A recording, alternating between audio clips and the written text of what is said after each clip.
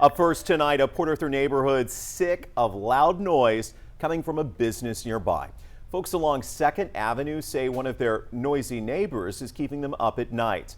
And one of the residents took his concerns straight to City Council. Good evening, Southeast Texas. I'm Jordan Williams. And I'm Brenda Matuti. Jerson Herrera played video of the noises coming from M&N Repair and Automotive for council members. 12 News reporter Gloria Walker joins us live tonight. And Gloria, the shop responded saying there's two sides to this story.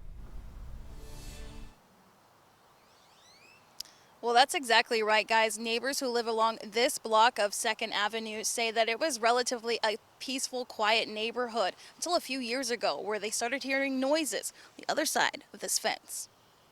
Quiet neighborhood is what Jerson Herrera says his block used to be till just a few years ago. It's been years dealing with this matter. The work late, make a lot of noise. Herrera and his neighbors say frequent bouts of loud noises from mechanical equipment happen all the time, day and night.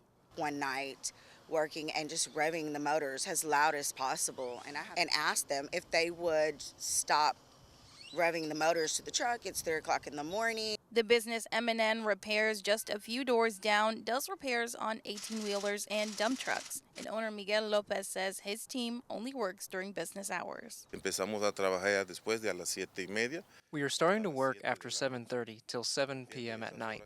Very rarely do we sometimes work till 7:30 or 8 o'clock at night. Mr. Lopez says he has never run equipment overnight and that no neighbors have come to him directly to complain. Aquí no tenemos camiones. Here we never have vehicles running overnight or at 1, 2, 3 o'clock in the morning, how they are saying. That just isn't true. However, Jerson says that's not true. And with growing feelings of frustration, Herrera went to City Council on Tuesday, where he shared his opinions with the city. So all my neighbors, they've been complaining.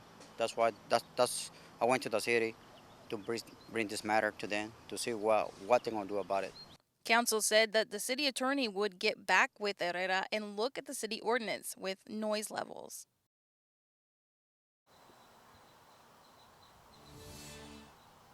Now, between council saying that they're going to review the noise ordinance, people along 2nd Avenue say that they're not going to give up in hopes to find a peaceful resolution.